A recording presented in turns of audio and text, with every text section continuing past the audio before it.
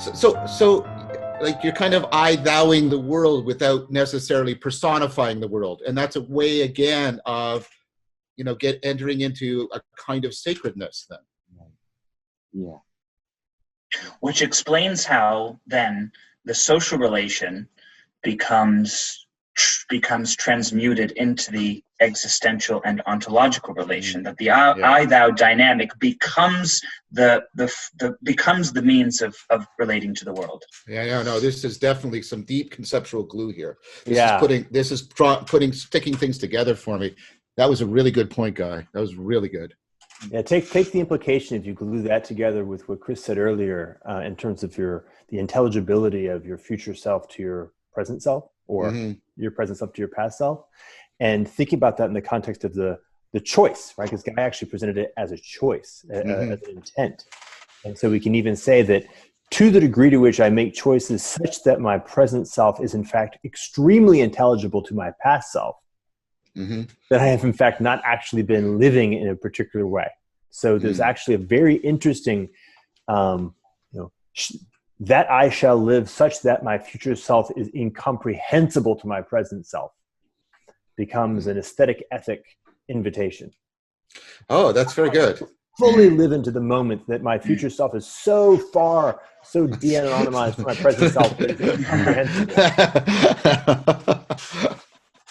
That's very good. That's very good. That's interesting, because I think what you just did, Jordan, is you did something deeply analogous to the divine double that plays such a crucial role in the Neoplatonic dialectic, because the divine double is exactly that. It's divine because it's beyond us. It's incomprehensible, but it is the destination to which we are called, to which we are hearkening. And it here brings us kind of this out of this conversation that John and we had, I think, last time, which was just this sense of, it would be interesting to think about it in terms of, in this dialogos that we're having, and in dialogue, that is it possible that we can maybe look at the part of what gives the dialogue is the realization that the divine double of the dialogue itself.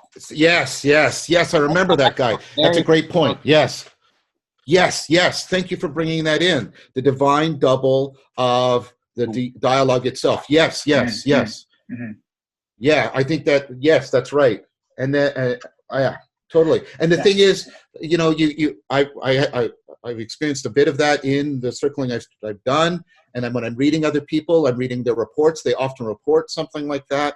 I think that's a very relevant thing. And I think there seems to be indications of something like that all through Plato's work. There's often a sense of a god being present, at the end of it, right? And it might be Apollo, or I forget which dialogue it is. Is it the Phaedrus at the end, where Socrates prays to Pan? But there's a sense of a god being present throughout the dialogue, and not in an intrusive way, right? Not. But in a fashion like you're describing, Guy. So I think that, I think there's definitely, that's really good. There's a divine double to the Dialogos itself. Yes.